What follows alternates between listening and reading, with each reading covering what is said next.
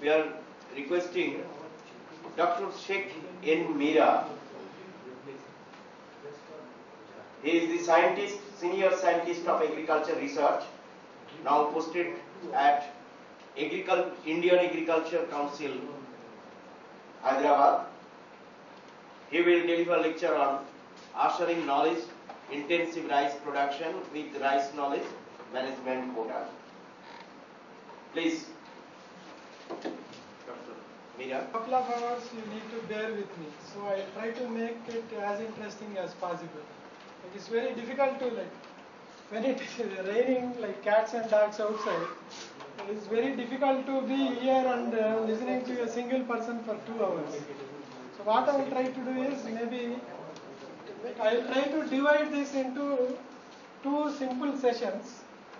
First one is I will be talking about what is this rice knowledge management portal. And second part we will be dealing with how to institutionalize that. That is the best part of the lecture which I am expecting. I would like to begin this presentation with a couple of clippings. Because seeing is believing. I started collecting some clippings related to information and communication technologies. Even though this is slightly outdated, but I still feel that we should begin our session with this kind of clipping.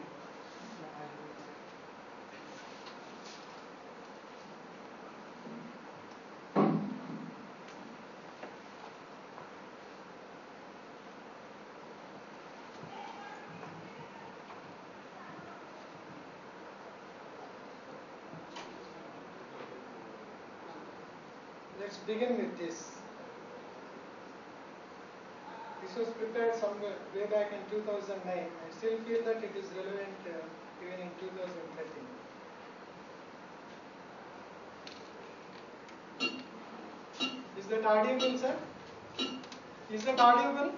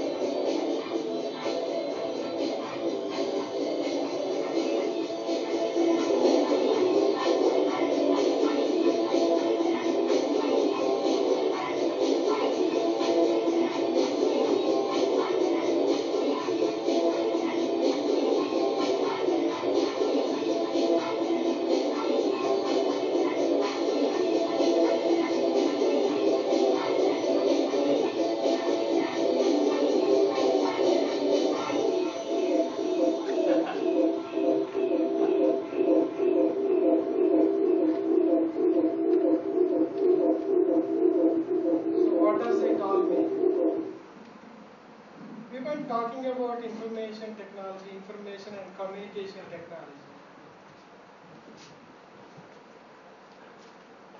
And we know that, like, any guesses how many mobile connections are there as on today in the country? Any guesses, sir? 89 crores of mobile connections are there. And we know that like if you take out the redundancy, around 69 crores of unique connections are available, out of which majority of them are in rural areas, not in urban areas.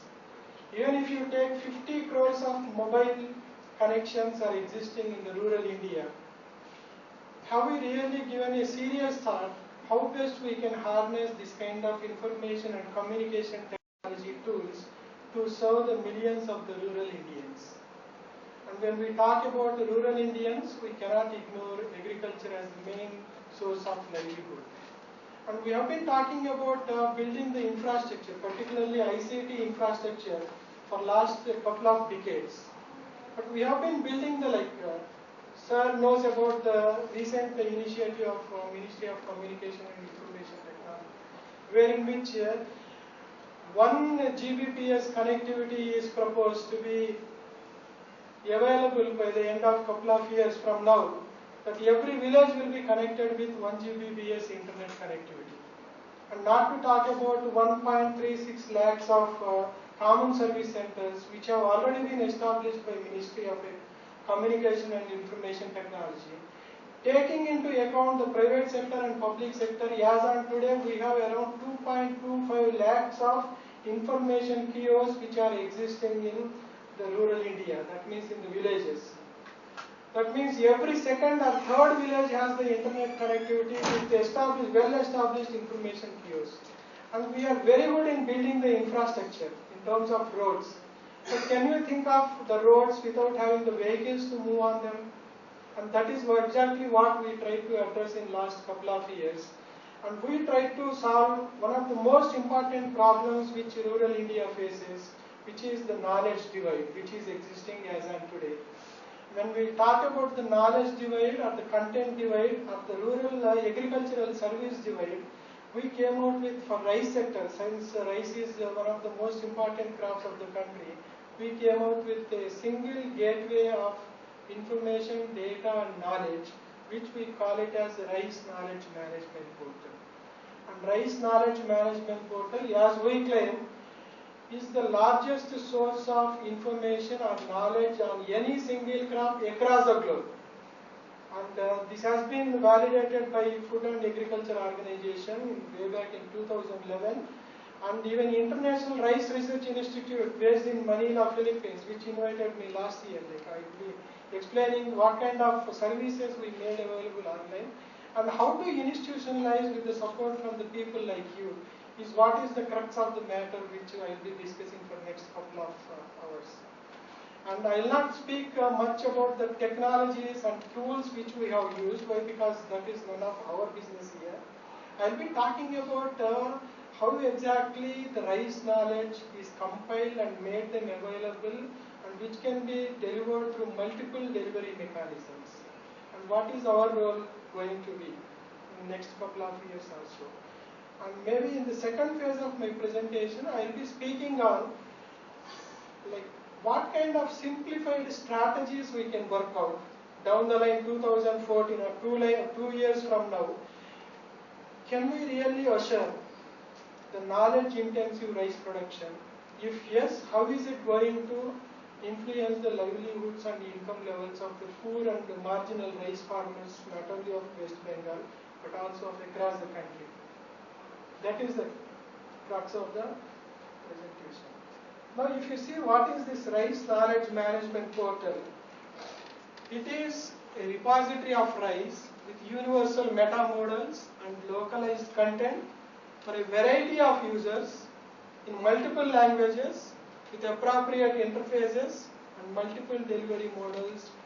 Built on collaborative mode in rice sector. It sounds like a slogan with lot of captions. If we can simplify what is Rice Knowledge Management Portal, it is read and write web. When I say read and write web, it is not only used for going through the content of the knowledge which is available, it will also help individuals or in each of us to contribute whatever experiences we have. That is the best part of our portal. The second one is semantically enablement. We claim that this is the first semantic agriculture portal across the globe.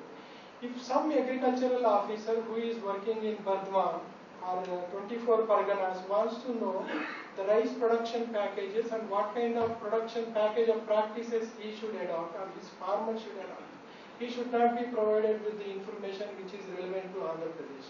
He should be provided with the information or the knowledge which is most relevant to his context. So we have enabled semantic enablement, means we made this kind of knowledge available which is most suited to the context in which a particular user is going to make use of that. And every organization, even though I represent Indian Council of Agricultural Research and more than 30 agricultural universities, we don't think that the rice knowledge which can be most utilized in the farmers' field doesn't necessarily come from these institutionalized R&D organizations. We appreciate the fact that every individual farmer or a stakeholder who is responsible for the rice production in the country has some or other knowledge which can be shared across the platforms. That is why we wanted to enable a platform so that every individual and individual organization can contribute the knowledge or data or information which can be utilized by millions of the rice farmers of the country. And we all know that internet is not there in every village. And not that every farmer has access to the internet. Not that every agriculture officer has the internet access. In such cases, we made this knowledge available in such a way that the knowledge can not only be delivered through online mechanisms, but also can be delivered through the offline mechanisms. If you have internet connectivity, we don't want to diagnose the pest and disease problems by reading through the symptoms. We have very beautiful diagnostic tool. Click on any 3 images, we are sure that we are going to diagnose your pest or disease problem. And we want to have fertilizer recommended for very customized and localized to my conditions. We have an online fertilizer recommendation system. We want to identify the weeds for rice production. We have a complete set of image-driven weed information system. We don't want to go through the scientific knowledge. We have indigenous technical knowledge related to rice production, which has been developed through generations together. And we want to see the innovations of rice farmers. We have more than 100 innovative rice farmers innovations which are documented. And you name anything okay, I am going to Hyderabad, then the first question my wife will be asking is, okay, what did you have? I have Hyderabadi biryani.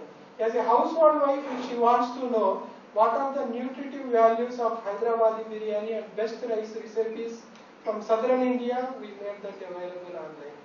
As a policy maker, I wanted to know area production productivity for 24 Parganas of West Bengal, not only for this year, for last 50 years, we made that available.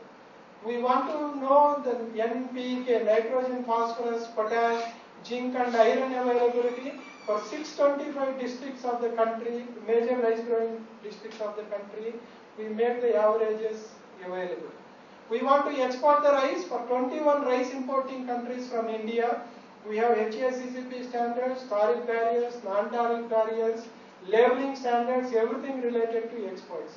We want to know about the market prices. We have indexed 3500 regulated market yards from EGMARK of National Informatics Center, which will give you the market prices of rice on daily basis. We want to learn at our own pace and place. We have 18 e-learning courses which are made available. As a researcher, I want to know how a particular line has performed, a variety has performed in Chinsura of West Bengal. In 1962, what was the performance of Swarna? I have the details. That means you name it. We have been talking about rice is an integral part of our culture. We keep telling the students or people, kids, if they want to know how exactly rice is an integral part of our culture, from womb to tomb, people say that we are related to rice. If it is a marriage which is half death, considerably, that is also is made available. That means everything you name about rice we have online. If you don't have internet connectivity, we have offline. This is in nutshell about rice knowledge management portal. Like, let me say, like, we have multiple organizations which are working for the development of rice in the country, and they have the rice knowledge. I was talking to like CFTRI friends. They have a lot of information which could be exploited in the rice sector of the country, but because of the mandate restrictions, they don't interact closely with the Directorate of Rice Research or Central Rice Research Institute. Because of the mandate restrictions, I may not be in a position to discuss certain things with marketing agencies. Or the All India Rice Exporters Association, they may not be interacting with the R&D organizations, which variety is best suited for that. So keeping in view the multiple roles of these organizations and mandate conflicts that arise because of this mandate conflicts, and we made one single platform wherein which all the stakeholders can freely interact with each other. Whatever I said, like 14,000 pages of validated and contextualized information in 7 local languages, 6,000 minutes of audio, 52 videos, 18 platforms, whether it is rice exports or diagnostics or online fertilizer recommendation system or varietal selection, or you name it, anything, we have it online at www.rkmp.co.in. And as I have rightly pointed out, this is all not only for downloading the information, but also to upload the information. You have some experiences. It all takes is less than a couple of minutes to register. And whatever I spoke about the information and the huge knowledge which is available, this is all on open access mode. Nothing is going to be charged, and free of registration, you can just log on to our site and make that available. And I strongly encourage that every one of us will try to popularize what is known as Rice Knowledge Management Portal, which is available at www.rkmb, which stands for Rice Knowledge Management Portal.co.in. If you see, as I was mentioning, if a researcher, we have around 700 researchers working in isolated pockets of the country. We have 106 centers which are dedicated for the rice research of the country. We have different disciplines like entomology, pathology, breeding, genetics, biotechnologies, or soil scientists, or so many agronomies. Every researcher has a limitation of accessing the data, information, and knowledge. And if some researcher who is working in the remote parts of Assam wants to know how was the performance of this particular line in 1962 in Pattambi region of Kerala, he or she will be in a position to access that kind of data. That means around 27,000 data sets which emanated from the results of multi-location trials conducted in these 106 centers for last 55 years are made available. This is only one platform which I am talking about. Like that, we have multiple platforms within the research domain which can be made use by public sector or private sector researchers. Since it is not related to us, I am not going into the details of that. And the most interesting one is the extension domain. Second phase of my talk, I am going to speak about how to institutionalize, how best we can harness this rice knowledge management portal in our own states, within our own context, to assure the knowledge-intensive rice productions, so that it will benefit both the consumers and the producers.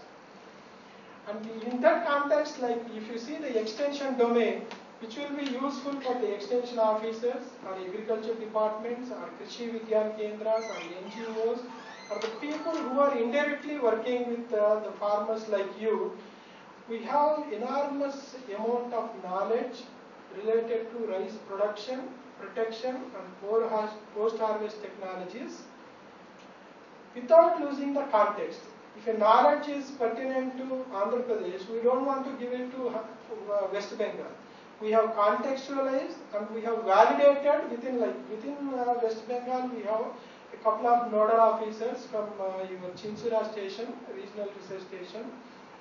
and we got that particular information validated and we made that available.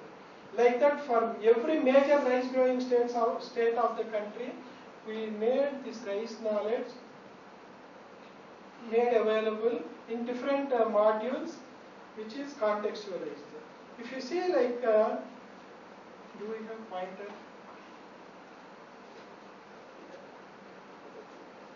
If you see production know-how, simple, like knowledge, people have been talking about knowledge-intensive rice production.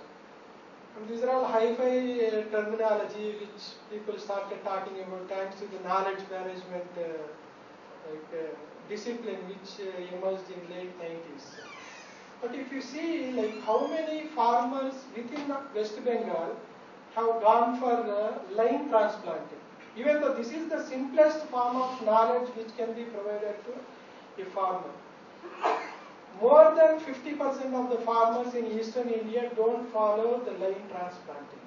If that is the case, what kind of knowledge interventions can be taken up? Land leveling. Even though people started talking about land leveling for last few years, what is the most practical aspects of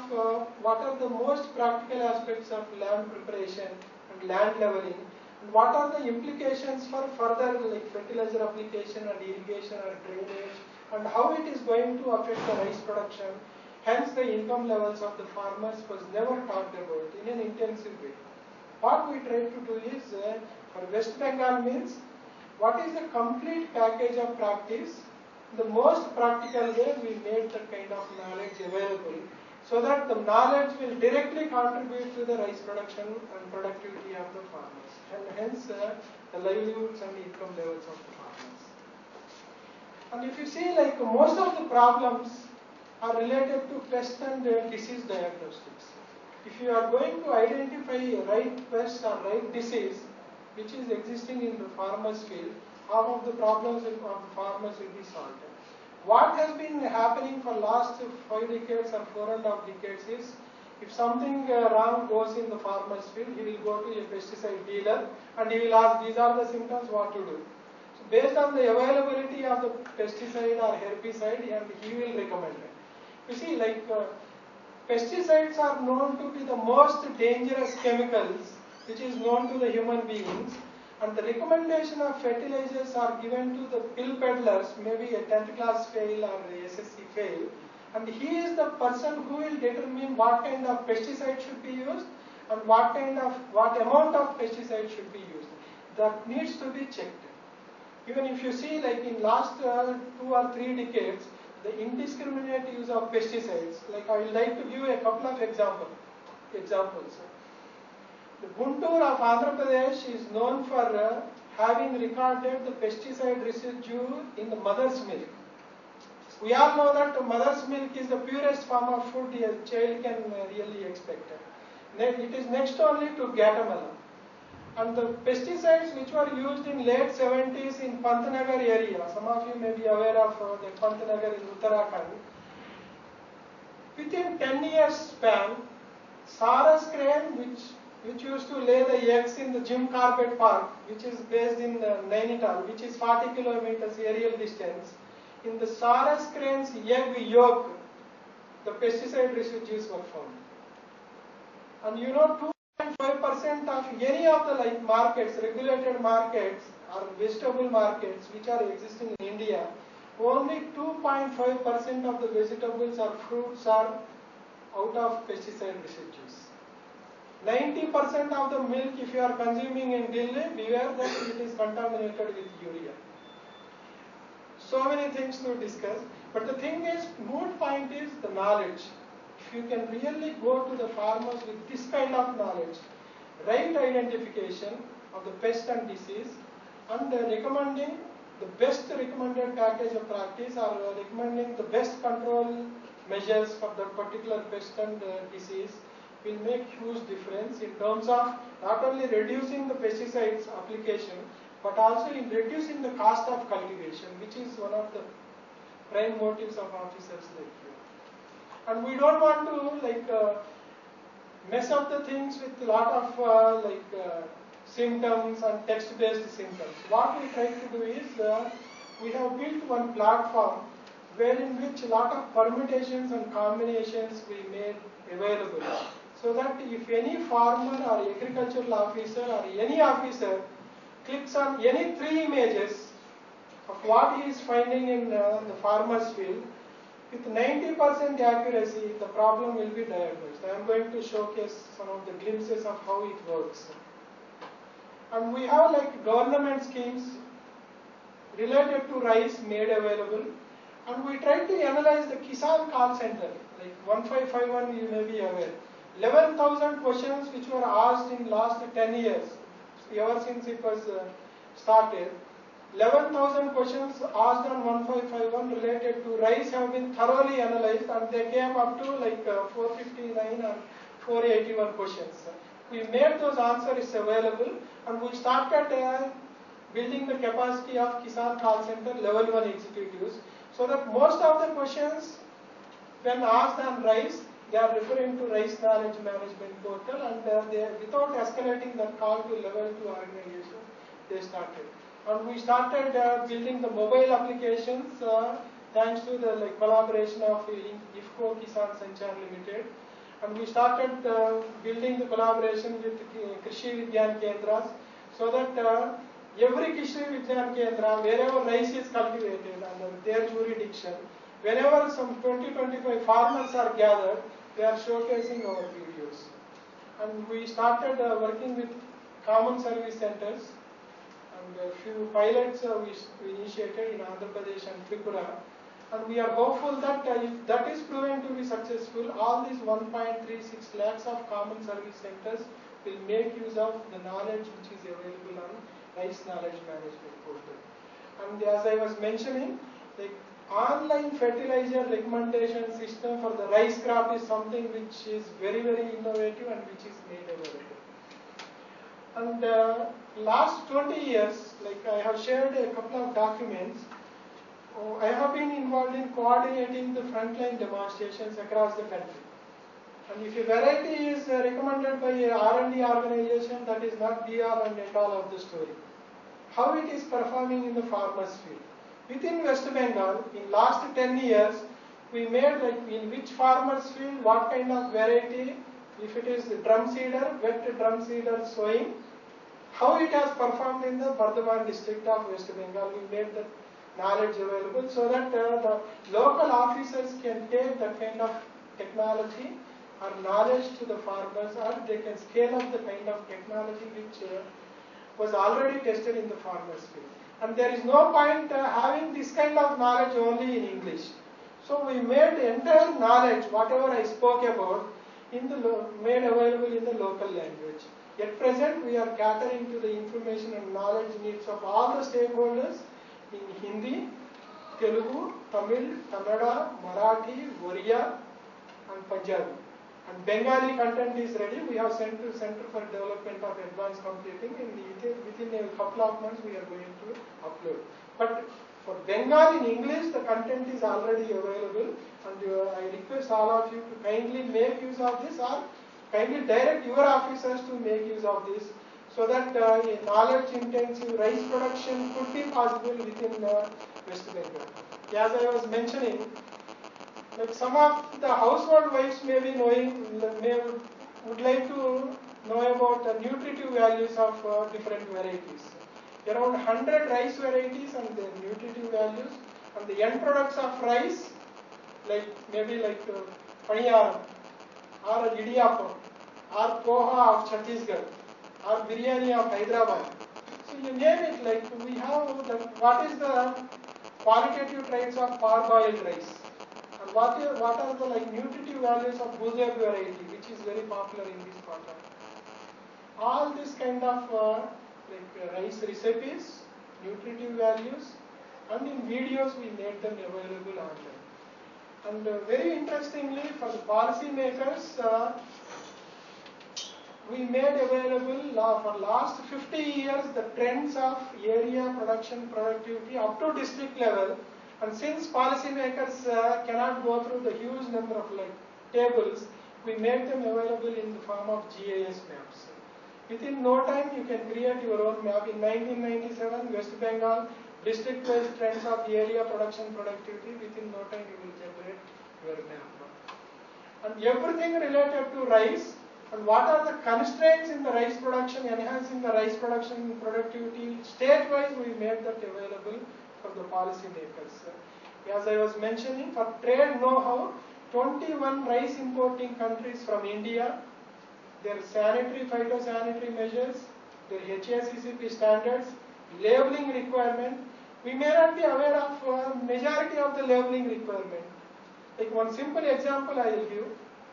If we are exporting rice to Saudi Arabia, like basmati rice to Saudi Arabia, simple intervention, small and like small firms which were exporting, like who are novice in exporting, they got their consignment returned back because of a simple labeling requirement, non-compliance of one simple labeling requirement. One halal mark, simple halal mark H. Because of non-compliance of, even though it is halal food, so the consignment, entire consignment was returned back. So whether it is labeling requirement or tariff or non-tariff barriers or sanitary, phytosanitary measures or pesticide residue levels, and we, for 21 rice importing countries, we made them available in an interactive way through another platform which is known as Trade Know-how. And for weather information, and from last year onwards we tried to provide another dimension. Like last year, if you remember, for northern parts of the country have experienced scanty rainfall. Or this is very this phenomenon is very common in recent years thanks to the climate change. Our monsoon gets delayed by 10 or 15 days. Or there will be seasonal aberrations. Based on that, the contingency plans have been made available online so that the Ministry of Agriculture or Department of Agriculture at state level can make use of that kind of contingency plans. For example, if 15 days delayed monsoons are there, if already farmers have gone ahead with nursery management, can you delay the nursery further? If you want to delay the nursery further, how much urea needs to be added? That's all. Simple intervention. With knowledge management, we don't mean that hi-fi knowledge will be brought into the picture. But the simplistic solutions which will have far-reaching consequence in sustaining the rice productivity and production at farmers level is what we started talking about. And we all know that if agricultural officer or a KVK functionary or a scientist, if he is attending one formal training, and I don't think he will get another opportunity in his lifetime to attend the similar kind of training program in DRR or CRRI or any state agricultural university. In such cases, we have already seen how the knowledge gets doubled or tripled every year or every couple of years. The agriculture knowledge is so dynamic, and even though we are agriculture graduates, we need to be refreshed about the rice related information and knowledge. And it should not be in a boring way, it should be in an interesting way. So we made available around 18 e-learning courses. It's not that they are certified courses. If we want to know what are the recent developments in hybrid seed production with related to West Bengal, I can really switch on to that particular module. Our aim is that within 8 minutes of your logging onto this e-learning platform, you will complete your learning and you will log out of that particular platform. And that kind of interventions are made available. All these e-learning courses are translated into audio format so that if someone wants to listen these modules while doing his own work also, he can do that. And all these e-learning modules are made available in the video format also. On YouTube we made a lot of videos available. And we are going to shortly launch video-based dissemination. We all know that seeing is believing. And sequentially we want to take the video-based learning. We wanted to collaborate with Digital Green, one of the initiatives of Microsoft company.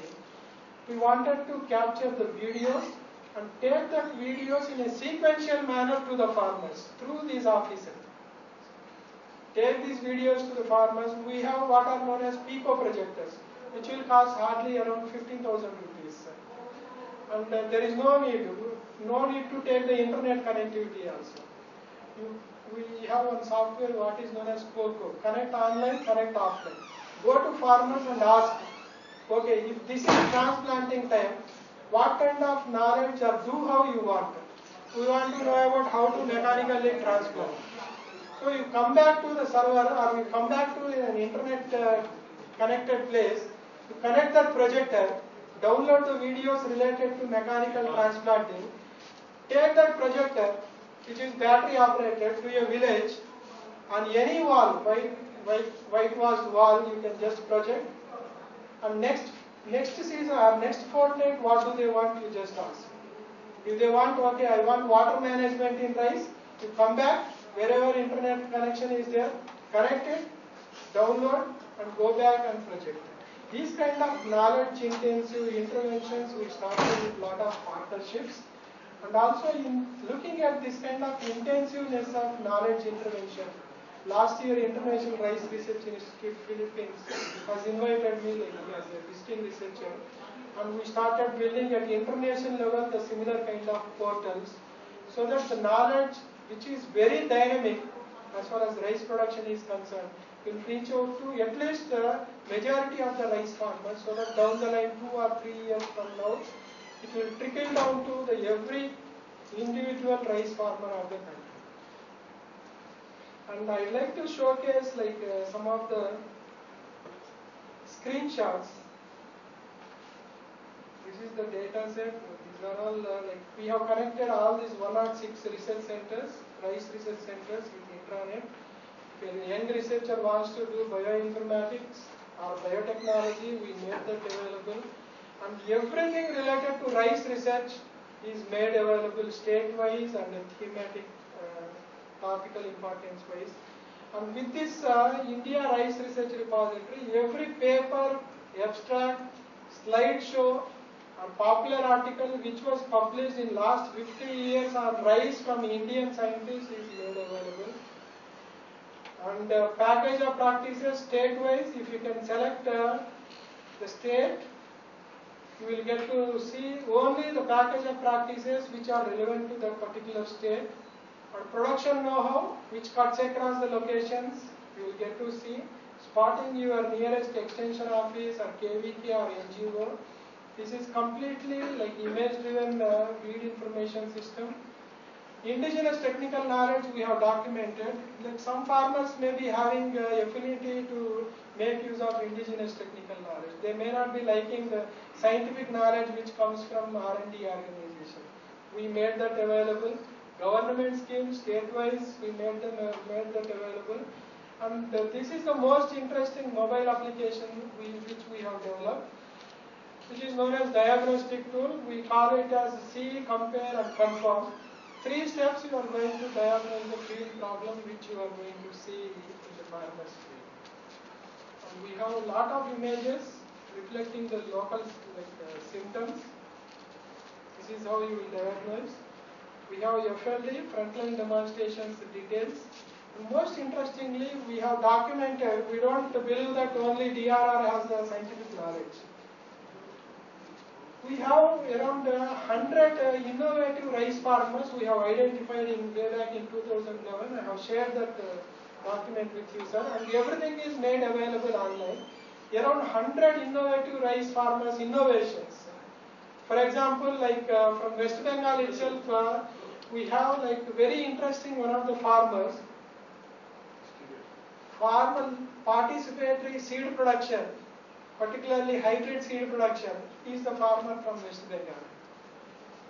Can you tell us where he is from? Yeah, this is available. So this is Kuch, Bihar. His name is Ramakrishna Burman. 32 years. He is MA History. He has 1.5 hectares land, and the details of his technology is available. You just go to RKMP and search for Ramakrishna Burman. That's all. Point which we are trying to do is the knowledge is there within the individuals and within the organizations. Only thing is that has to be brought onto a single platform, so that we don't know what kind of knowledge needs are there in way back in a Kutanat.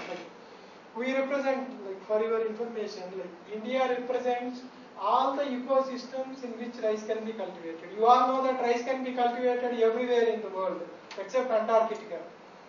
Within India, rice is cultivated at 2 meters below mean sea level in Kuttanadu district of Kerala to 2000 meters above mean sea level in Kashmir and Himachal Pradesh. We have like irrigated ecosystems, upland ecosystems, deep water ecosystem, we have shallow lowlands, we have midlands, we have inland salinity, we have coastal salinity. For all this, we have around 991 varieties which are recommended either by Central Varietal Release Committee or by State Varietal Release Committee. Which variety is best suited? Like if you are talking about submergence is a problem for you, Swarna Subone has come into picture in recent times. Can we really make that kind of information available so that some of the private companies which have signed with STASA or IRI India or consortium, they can really see the demand. So these are the areas where submergence is a problem. So Swarna Subone is the best variety. Let me cultivate the seed, produce the seed and take that seed to this particular patches of the West Bengal. When Swarna Subone is possible, sub means that is a submergence tolerant gene. Swarna is MTU 7029, which is one of the mega varieties of the country. Like in India, also, in Andhra Pradesh also, in Nellore areas, Vapatla BPT 5204, Samba Masuri we call, is very popular, but submergence is a problem. Can we really add submergence gene to that particular BPT 5204 or Samba Masuri so that it can become a viable alternative to the Samba Masuri? So these kind of things will come only when we share the knowledge, cutting across the mandate restrictions. And these are the single page comprehensive information sheets. You don't have internet or computer at all or a printer, just write to us, we will send you the single page most comprehensive information sheets. And you get it Xerox and start distributing among your offices. And we have a lot of extension methods and frequently asked questions from Kisan Call Center. And this is the online fertilizer recommendation system. And you can generate your own soil health card if you have like soil sample details. If you don't have soil sample results of the particular farmer, don't worry, we have for 625 major rice growing districts of the country, we have nitrogen, phosphorus, potash, zinc, iron availability in those soils, average figures. And we have audio gallery, 6,000 minutes of audio, both in English and local languages. And these are 52 videos on rice production, protection and post-harvest technologies. And in local language, duly validated by the particular state agricultural university. And this is the export-import platform. These are the food safety regulations of 21 rice importing countries of the world. And these are the mandi market prices which we indexed from ECBARNet of National Informatics Center. Weather information, and the human nutrition and rice, end products, and news and events. Like we keep updating the news and events related to rice sector of the country on daily basis. On e-learning platform, both in English and local languages. Indigenous technical knowledge, we have offline series also. And simple, like we need to register, which will take less than 1 minute. For accessing the information, there is no need to register also. We can directly access even without registering. For adding the information or editing the information or sharing your experience, we need to register, which will take less than 1 minute. And once you are registering, create content will come. And based on select. Sorry. There are certain regions in the country, like Bengal and probably other areas, where the content of arsenic in both water and soil is a little more. How does that impact the rice productivity or the consumption of rice? And what kind of efforts are we making?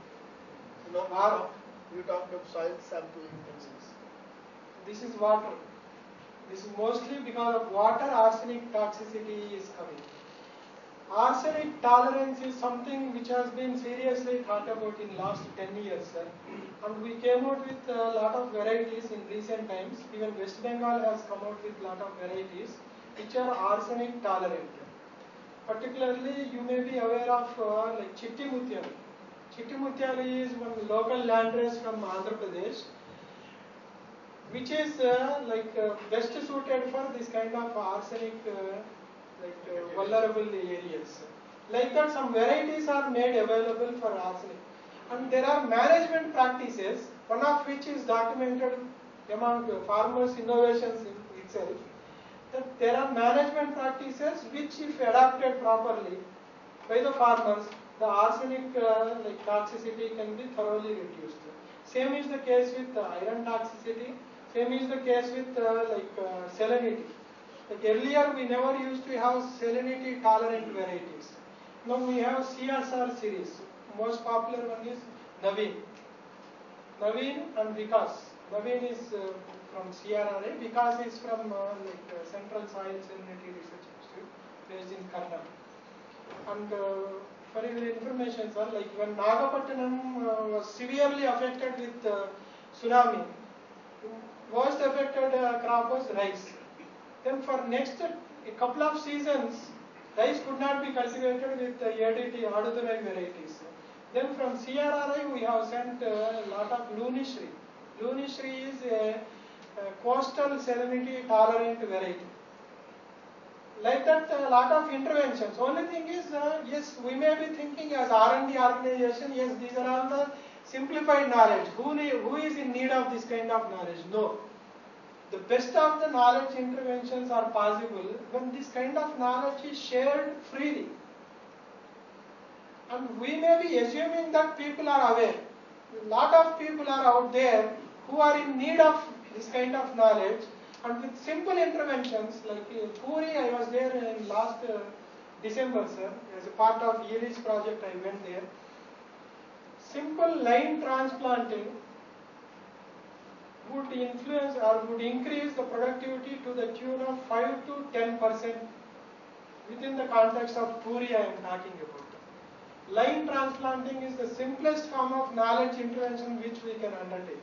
Like I will share that how best we can institutionalize in an interesting way. The point is now we made 14,000 pages of validated and contextualized knowledge which is readily applicable in the farmer's field in the form of rice knowledge management portal. But the thing is, the best is yet to come. Now we are very slow in uploading the information. Like if we can ask ourselves, we are very good in downloading the information from Google. So earlier, before rice knowledge management portal, just we have checked. By giving rice as a keyword, how many in Google searches, how many links you can get? Around 6 to 12 millions of hits you will get on rice before RKMP on Google. The first link will be on Kondolija rice. You may be remembering her. Kondolija rice is nothing to do with rice cultivation. But the thing is, the Google doesn't understand what is that you are talking about. When I say Krishna Hamsa, you will get n number of links about Krishna, Lord Krishna, and Hamsa, the divine bird which will separate milk from the water. It doesn't understand that Krishna Hamsa is a variety which is most suitable for Rabi in Telangana region of Andhra Pradesh. When I say NDR 8002, mission should understand that this is the best suited variety for deep water ecosystems for West Bengal. Now in RKMP we made that available. Next time deep water, kindly search Krishna Hamsa. If you are not getting rice knowledge management portal within a span of 2.5 years of its existence, we could really make Google to divert at least Indian traffic towards rice. Anything related to rice. Can we use saline water for nurturing the paddy plants? Everything is possible, sir. Everything is possible. Everything is possible. We have several areas, only unirrigated area. First thing is like ecosystem. Then what is that mainland? Main field is whether it is saline prone. If it is saline prone, go for the salinity tolerant varieties. Like saltol is one gene which was identified recently. Even before that also, before biotechnology emerged, we have a lot of CSR 28, 29 varieties like Vikas. Vikas is best suited for this kind of salinity. What we have able to understand that in case of saline water, the quality of rice will come down. Not quality, sir. Production comes down. Anything, Comes down. yeah, anything like I'll give like glimpses of rice checks. What are the checks for best production practices? In that, anything which affects these one of these 8 checks will affect your productivity. I'll just try to sum up that one also. We have so many local varieties also in case of paddy. Yes, sir. But they are dying down because of low production. Yes. Now, if you see like for shallow lowlands of West Bengal, you never had hybrids. Then recently, one Rajalakshmi and Ajaya variety, which was recommended for Odisha, was brought by the farmers, and they started cultivating hybrid rice, which forced West Bengal government and Assam government to notify Ajaya and Rajalakshmi varieties. Local land races.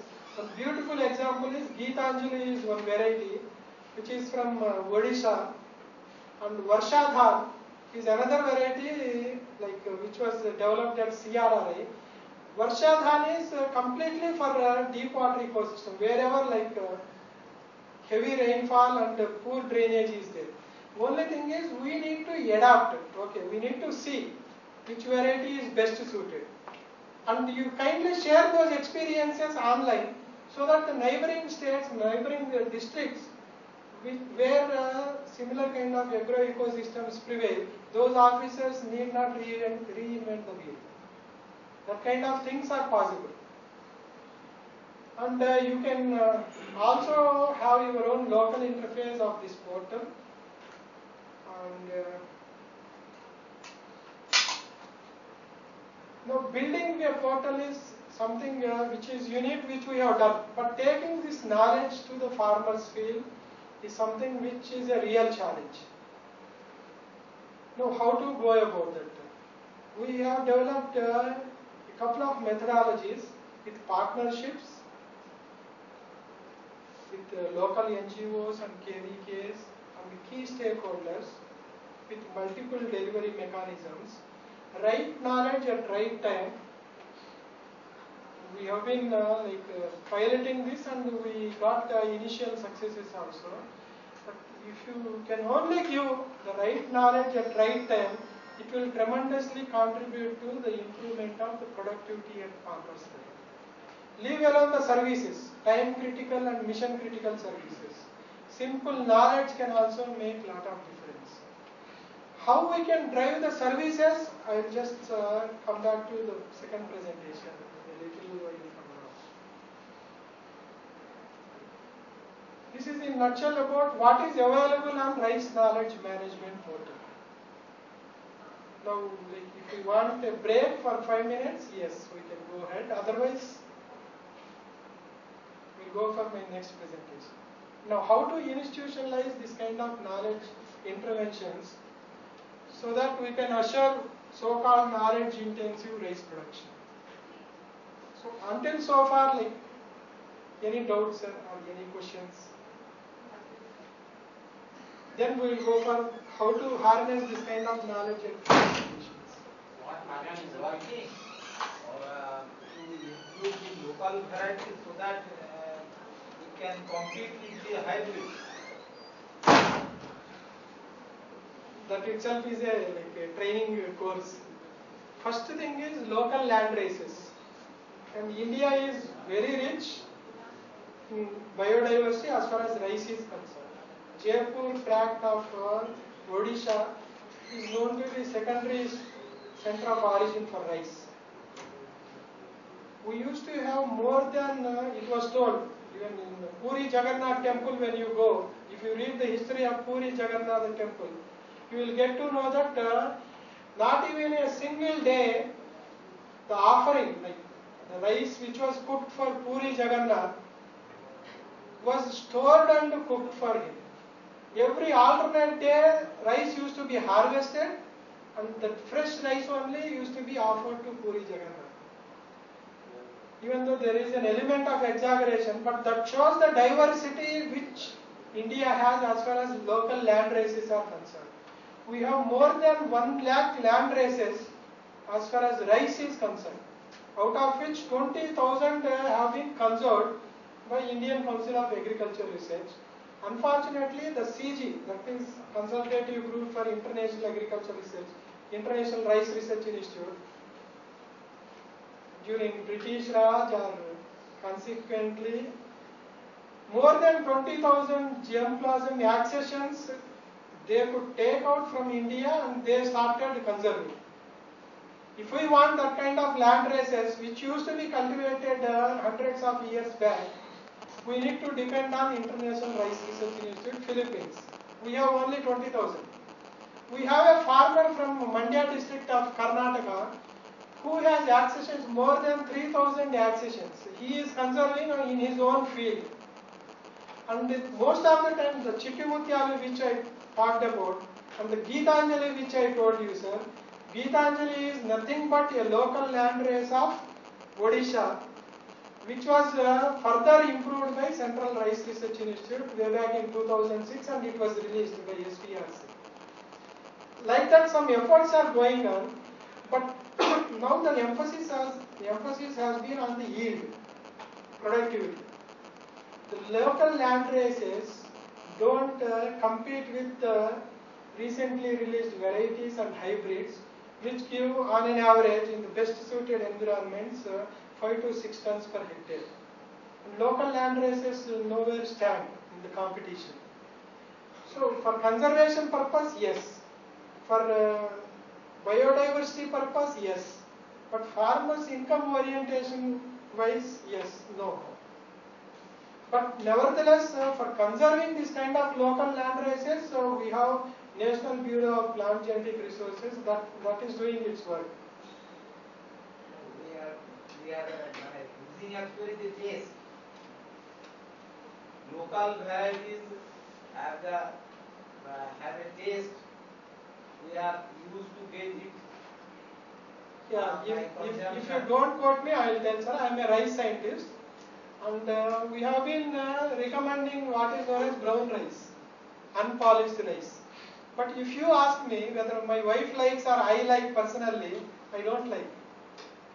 We know that nutritive value of brown rice is far superior compared to what we are eating in the name of polished rice is junk.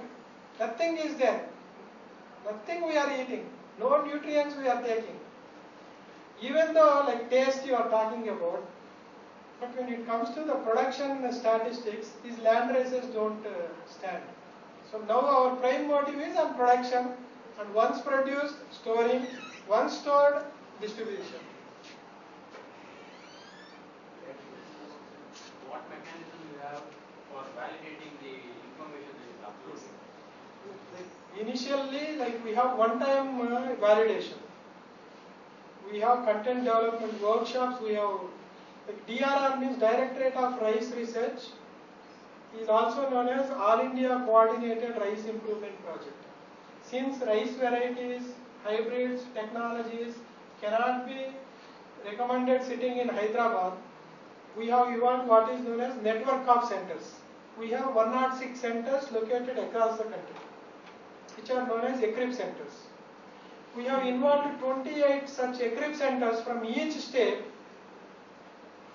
These ECRIP centers also represent the State Agricultural University. So we don't want to say that DRR is the custodian of rice knowledge which is suitable for West Bengal. We have like Vidyanchandra Krishi BCKV, and your own government of West Bengal's Chinsura station is the regional research station. And we have involved the ECRIP center. Through them we got to know about the knowledge, And then discipline wise and location wise validation, two-pronged strategy we have adopted. Once this one time 14,000 pages are made available, now if someone is adding the content, now any one of us can add the content within no time. We need that type also. If we have the content, select extension domain and West Bengal for this district, you just copy and paste, it will take. But only thing is, it will be like, it will be displayed only after due validation from that particular Eclipse center of that particular state. We have given differential privileges so that that state nodal officer, until unless he approves, it will not be displayed. And as far as DRR is concerned, it can edit or modify any of the content at country level. At state level, we have nodal centers. And we have like cross disciplines. If it is related to a pest, even an entomologist sitting in CRRI, Cuttack also can validate the content. We have inbuilt mechanism. You have the number of high schools in the country. We have like rice. We have one Bangalore based one website is there. What is that? Ricepage.in or something. We wanted to do that, sir. But thing is, our mandate again that came into picture. They said that initially let us push this to the farmers through departments. Looking at the popularity, the private companies. Now the private companies like last week we were in talks with Rice Tech International, which is Savannah Seeds and Syngenta. They saw the opportunity. Now they wanted to share whatever knowledge which can be applied to the farmers field with RKMP, so that it goes with their name. We say that okay, this part of the knowledge is uploaded by Syngenta, and we don't charge them. And like that, they wanted to take help from our 18 e-learning courses, whomsoever they are recruiting as executives for rice sector, and they want that these 18 courses they should pass. And we have like one platform which is called Moodle, Modular Object Oriented Dynamic Learning Environment. Within no time, that CEO gets to know that these executives are doing good in protection. These executives are doing good in production. So let us share the work or give the work related to plant protection to these executives. This kind of inbuilt mechanisms we are customizing to suit to private sector. Millers is something which we really wanted to explore, sir. But data points, number of data points required was huge. We could not do that. But there is a website, Bangalore based one from like Rice Page or something. They are doing that. We wanted to give some indexing service to that. How many persons are associated with development of this particular portal? Sir, like I have led this portal, sir. We have 60 scientists directly involved in developing this. Scientists means in India we do many things. I do this along with coordinating demonstrations, conducting training programs, and we have our own mandated activities like farmers, field schools, and on-farm trials. And apart from that, we have involved 60 scientists and 35 contractual staff and 28 consortium partners. Within that, we have like Indian Institute of Technology, Kanpur, we involved, Center for Development of Advanced Computing of Ministry of Communication and Information Technology, and 28 Eclipse centers. And we have like regional heads. For Northern India, Indian Agriculture Research Institute took the lead. For Western India, Bala Saheb Sawant, Konkan Krishi Vidyapit. For Southern India, we have JDRS Mandya of US Bangalore. And for Eastern India, we have CRRI Cuttack. For Bihar and for Jharkhand and Uttar Pradesh, we have Ranchi, like Birsa Agriculture University. And again below that, we have 28 Eclipse centers representing, like, let us suppose for West Bengal, we have Chinsura. And for Odisha, we have Chiplima, like that. And within a record time of 2 years, we have built this portal, and on 16th July 2011, this was launched by Prime Minister. Then Kishan call centers are taking help from you. Kisan call center level 1 executives, we started building their capacity, sir. So far we have conducted 4 training programs for KCC, at least for Andhra Pradesh and some parts of Karnataka, and our Tamil Nadu group is also active. And most of the questions asked on rice, they are referring to rice knowledge management. But there is a long way to go. It is easier said than done. We have built this, but making that available and making people to share their experiences is something which will come in due course of time. In the 80s, when computers were given to railway clerks, there was a resistance. People thought that these clerks will use that for playing cards. Yes, initial fad will make people to make abuse or make misuse of that. But in due course of time, the productive aspect of tools will come also. And now nowhere you find people playing cards on that. In agriculture, relatively the digital literacy and knowledge sharing attitude is limited. And everyone wants to hold the knowledge close to their heart. But we are very good in downloading. Like one of the even with my Director General, I keep saying that one of the crimes which are committed by agricultural scientists is that they are not uploading the agricultural knowledge on the web. It's not that not uploading is a crime. By not uploading and sharing your experience, you see, everyone is going to Google only. If an agriculture officer wants to know about best package of practice, he is going to Google and downloading. And if by not uploading we are doing a crime in the sense, they are downloading the information uploaded by someone else who is not supposed to do that. A freelance journalist or an NGO or a private firm who do not have authority to state that yes, this is the validated information for West Bengal, who do not have the local context, understanding of the local context, we are missing out that link. People are downloading that junk. We need to check that. At least for rice, we made it a point that yes, all the Google searches. That is where the semantic enablement, like you know better than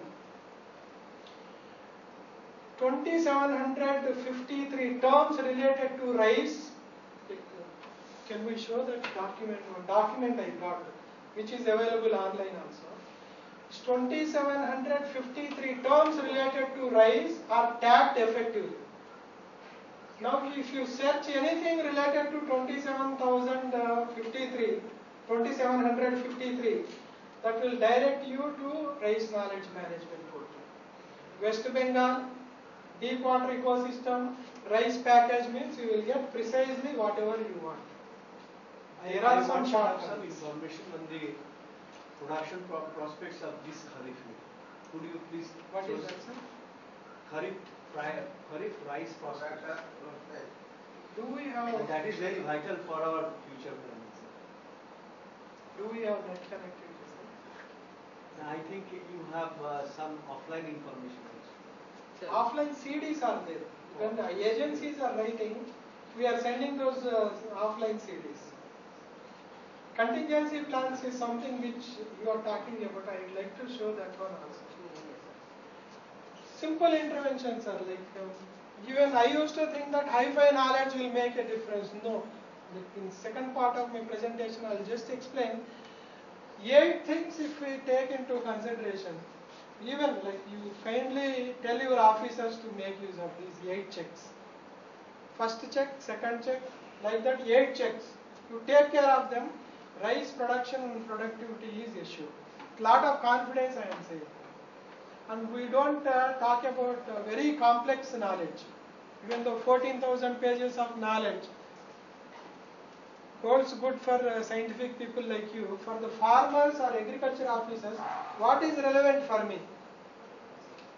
That kind of repackaging and synthesizing needs to be done by the officers. That if a scientist says that will not have much value. If officers like you start telling about that will have much say. You see, from our session started from yesterday, Sir. and scientists like you, they are sitting here.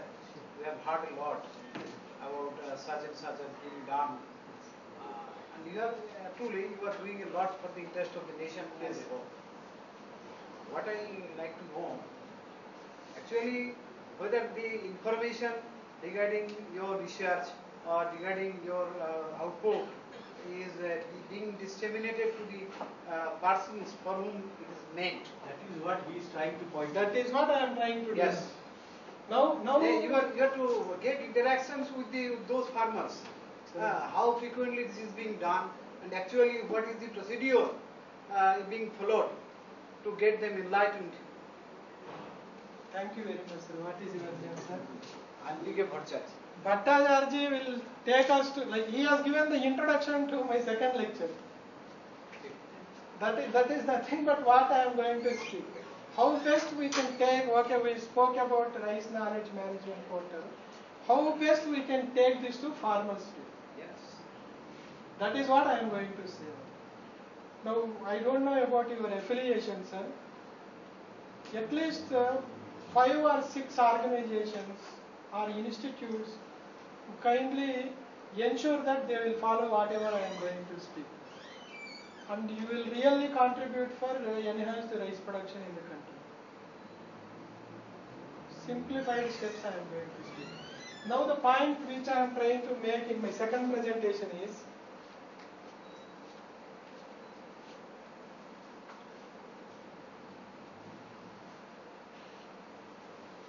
how best we can bring in innovations in rice production and how to institutionalize rice checks. Rice check is a new term which I am going to introduce. How to bring in the innovations in rice production within our own context, maybe for West Bengal, and how to institutionalize whatever knowledge we spoke about. This is in nutshell what I am going to speak.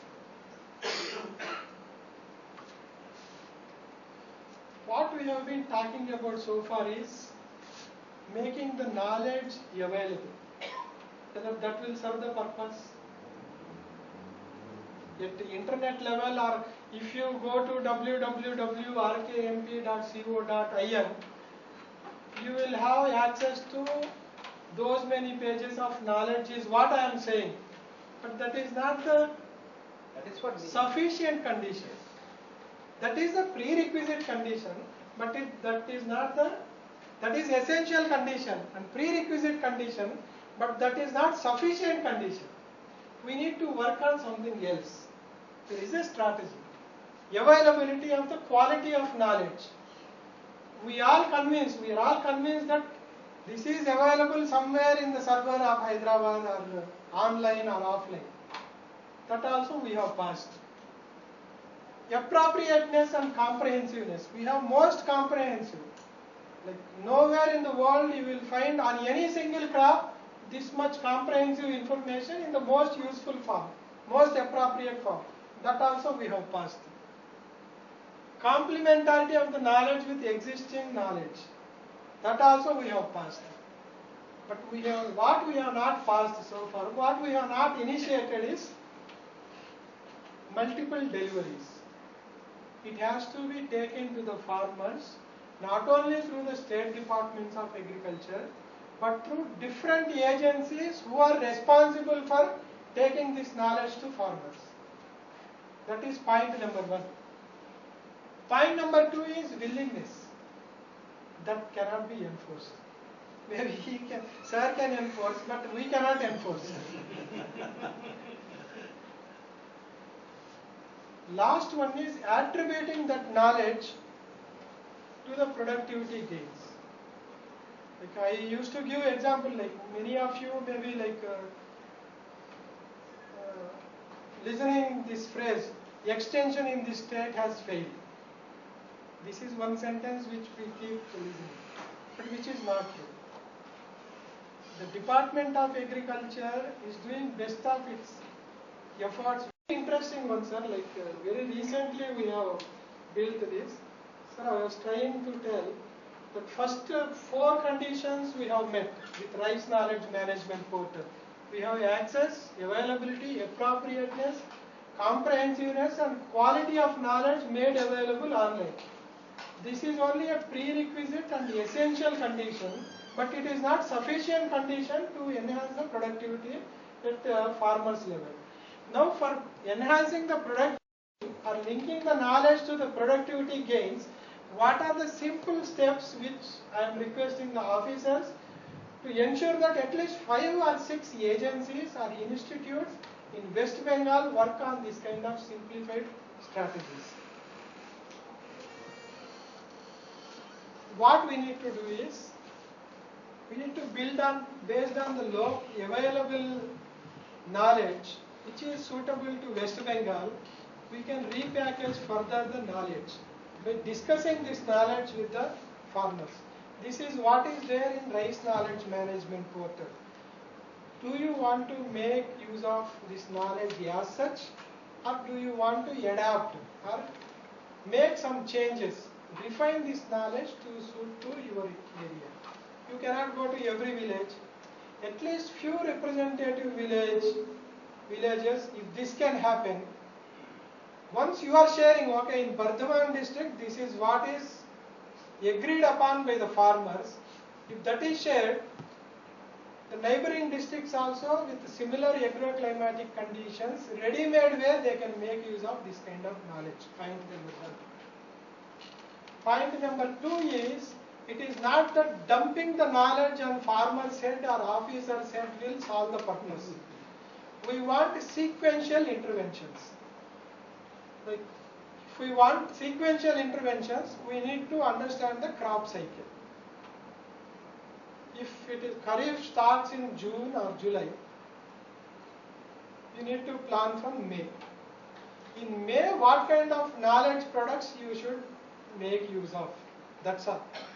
If it is land preparation, don't think that people know about that. You take that land preparation, take that to farmers' field. If you want video, can I we have just- yes. See, we have a whole array of staff who are doing the extension work in agriculture, in marketing, in cooperatives, etc. Now the issue would be, how do we transmit this knowledge, as you said, in a very sequential manner to these functionaries who are at the grassroots level?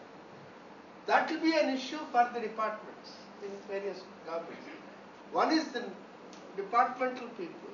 The second is those who are in charge of these institutions, autonomous institutions in the business of extension of agricultural practices, etc. Like, I don't know how many Krishi Vigyan Kendras are there. You have agricultural universities and the research stations of the agricultural universities. Their linkages, if we understand them, I think the transmission of this knowledge will take place in a very sequential manner. With all your enthusiasm, I find that for the next 5 years, except the progressive farmers, the way they can access this information would be still beset with problems. The only extension, dissemination of information can take place through the staff who are there. Number one, of course. The second is, as you said, the common service centers. I don't know how strong are the common service centers in West Bengal. Then there will be an issue. No, You see? we have agricultural development officer at the government. Yeah, it's an extension officer. So we need to do a lot of capacity building of those people about what we are trying to do here. It should sit down to those individuals. And they are the people who are at the cutting edge level in terms of. Then the cooperatives, I don't know how strong are your cooperatives. Cooperative is relatively strong compared to the other person. They should have the information, they should have the knowledge. But modern he is also pointing out that blending with demonstration. Correct. So now we need to think of institutional efforts. Some sort of institutional. Correct.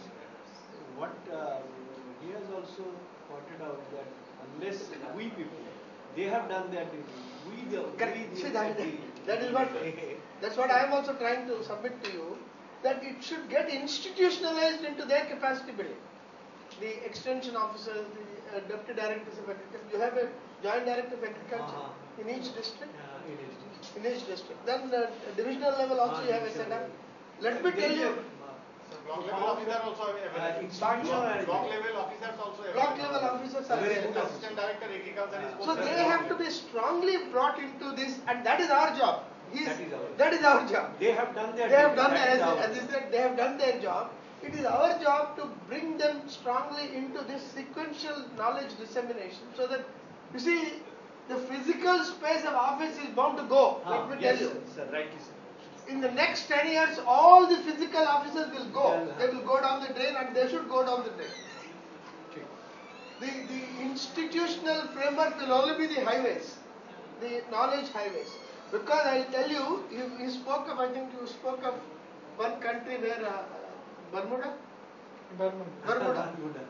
In 20 countries of the world, the right to broadband has been recognized as a legal right. 20 countries.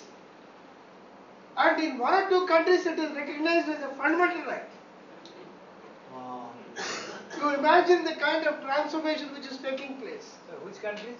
We have got a list, I can show it to you. 20 countries. And their speed of the broadband is 10 times the speed of the broadband at which it is available in our country. So this is the manner in which, as I said, knowledge dissemination is taking place in the rest of the world. If it is recognized as a legal right, you can go to Google and search for yourselves. If it is recognized as a legal right, if it is recognized in one or two countries as a fundamental right, including European countries, including some countries in Asia, including African countries. In fact, the mobile penetration in African countries is the strongest after the Asian networking. So this is where the industrial revolution took 200 years for the products to reach the developing countries. The IT revolution doesn't need even 5 years to reach out to the people. In spite of heavy improvement in IT sector, not much improvement has taken place in adult literacy by use of mobile technology. Correct. That's true. There are gaps. I fully agree there are gaps. But the possibilities of information reaching out to the farthest corners today is much greater. If the broadband is reaching out every gram panchayat in the next 2 years, it is also pointed out 1 Gbps. Correct. That's what NOFN, Bharat Broadband Network, National Optic Fiber Network. So kindly imagine what is the possibility of scaling up this knowledge. So we need to look at these, the infrastructure, IT infrastructure, rather than look at the physical offices, etc. All of them will go. In fact, if I had the power, I would disband all the middle-level offices, reduce the human interface. In South Korea today, any individual can make an application at any time online for any redressal of government service. And if some department receives it, some institution receives it to which it does not belong, it is the legal responsibility of the fellow who is receiving it to send it to the concern and see that the individual who makes an application online gets redressal within a time frame. You are also getting the Public Services Accountability legislation. Right to Information Act, Public Service legislation. You are publicly saying that in 5 days you will deliver. In fact, somebody can get a caste certificate sitting in US, get an income certificate sitting in US, like you are getting your passport redressals. So this is the manner in which knowledge dissemination is taking place. My request is think of your capacity building of individual officers, institutions. Make use of them. We can't disband them. The better thing is reorient them. Reorient their thinking, make them understand the emergence of the IT initiatives, e-governance initiatives, re-engineer our processes. I find that the birth certificate is issued by somebody in the municipality. I don't see why a municipal fellow should issue or a revenue fellow should issue. Who is certifying the birth? It's a nurse who certifies the birth. She should be empowered to issue a certificate of birth. In our state, I think some individual tried to enable the Purohits to be registrars of marriages.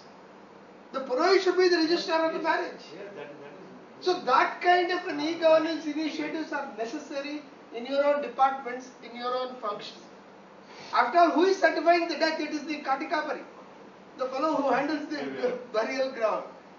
You enable him, you empower him, bring them into the system. So if we do that kind of an e-governance, re-engineering of the processes, I think we'll be playing an important role. That's all is the point. Kindly look at the broadband as the most effective tool to bring in a great deal of facility of knowledge dissemination, functional dissemination. Sorry, There are two things, sir. One is, as Sam Petroda says, information is next only to death as far as equalizer is concerned. There is no great social equalizer than information. After death. After death. That brings back to the role of extension officers. Yesterday we were discussing, when information sources are available, multiple sources are available, gone are the days when farmers will only depend on the extension officers. There is a tremendous pressure on them to perform and deliver. In such cases, the extension officers will be forced. Why? Because you may be aware, sir, like most of the areas where extension officers are weak, their NGOs are doing tremendously good job. And the kind of credibility they have built, and most of the NGOs, they like from Vivekananda Institute is there somewhere in West Bengal. They have not left me until I shared entire information related to package of practices. They are going to publish one book for West Bengal. And they will not leave an effective and credible source of information. Now if in the whole chain of information provision, if extension officers are losing the battle, that cannot be helped. But that will not deprive the farmers to get access to the validated information. That's what I'm saying. That is what bring them on board. If it is a good NGO, please bring him on board. If it is a good local sarpanch, bring him on board. I mean, there are no barriers for information, as you rightly said. And the difference between industrial revolution and IT revolution is, as you rightly said, it's a great equalizer. At the click of the mouse, through your grandson, you can get information. Now in that context, again coming back to the next slide, this is what he has been talking about. You ask your agencies or your officers at least to do the random exercises like this. What we try to do is, we try to capture the knowledge pathways. Even you know the facts revealed by NSSO. The extension officer is somewhere in 18th rank or 16th rank. But KVK, input dealers, the NGOs, and in case of Odisha, which we have done recently, if you see the Krishi Sathi is like Adarsh Raitu, or progressive or contact farmers. In case of West Bengal also, there will be a critical farmer who has access to the external information, who will cater to the information needs of farmers. Let us not talk about strengthening the farmers' knowledge. Let us talk about strengthening those sources which will give the information to the farmers. And if you see, like at the state level, district level and village level, there are poor linkages and strong linkages. Wherever strong linkages are there, private sector extension worker or private sector field officer or input dealer, can we really, like, why don't we consider that we have 2.25625 lakhs of private sector dealers who are also doing the extension work, and we cannot ignore them, and they have their own profit motive. But when it is not crossing the swords with their profit, why not update their knowledge so that, okay, when he is recommending some fertilizer, along with that he can also give, okay, next time for stem borer, this is the prophylactic measure. This is not the preventive measure. Or why don't you go for maybe like BLB resistant variety? We have improved Samba Masuri. That anyway it will not affect his pesticide sales. So we need to include this kind of private sector extension workers also. So if we analyze where from a farmer gets information, and you map at least for West Bengal, taking into consideration representative villages, then we can start focusing on those NGOs, those KVKs, those organizations for giving the knowledge interventions in a sequential manner. This is the step 2, sir. And we propose what is known as rice check. We have 8 checks to ask your agencies to focus prima facie on these 8 checks. First one is provide the information or knowledge to the farmers on varietal selection. And as you have rightly pointed out, sir, like saline tolerance is something, submergence tolerance is something else. What are the varieties for deep water ecosystem? What are the hybrids for shallow lowlands? For irrigated ecologies, what is the thing? For Bora season, Ajaya has been performing very well. The hybrid which was released by CRRI. Simple technology, like simple knowledge intervention. Varietal selection is one knowledge intervention. We try to ask those agencies to focus. Okay, first season you are recommending that variety seed may not be available.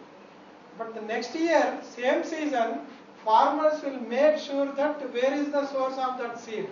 We need that, we have n number of examples within Indian context.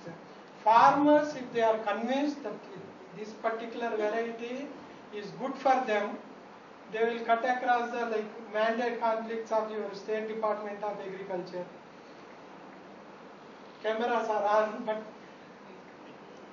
February last year, when Director IARI was inaugurating the Farmers Mela in Pusa Mela in Delhi, he was garroted by Punjab farmers. The only reason is there was no seed available on a variety which was not recommended for Punjab. Sorry, Finland is the first country in the world to recognize broadband as a legal right with 1 MVP for every citizen. 1 MVP. Sorry, since you To add to that, actually, this may be of interest in me. I have written a couple of books which are reference books in ICR. The UK government has promised a minimum connection of at least 2 Mbp to all homes by 2012, but stopped short of enshrining this as a legal right.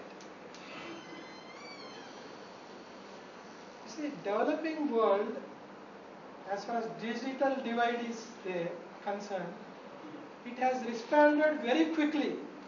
As far as ICT infrastructure, ICT divide is there, infrastructure divide is there.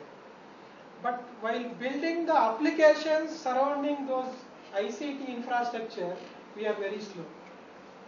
When someone is building a highway with 1 Gbps to the villages, is it not the responsibility of agricultural organizations to build the applications like knowledge portals or services surrounding those infrastructure? Yes, we did for rice. There is lot of debate, lot of crops. Sorghum, last week we received a request letter from Director Sorghum. For climate change portal, CRIDA has requested us. For wheat, we have DWR, they are building one portal. Cropping systems research, Modipuram, they requested for similar kind of portal. So somewhere a beginning has been made, and similar kind of time critical services also. Today people may not be seeing the importance of providing online services. But yesterday I was sharing in Raitu Bazaar, one SMS based inventory system which was implemented in Philippines can be customized to Raitu Bazaar.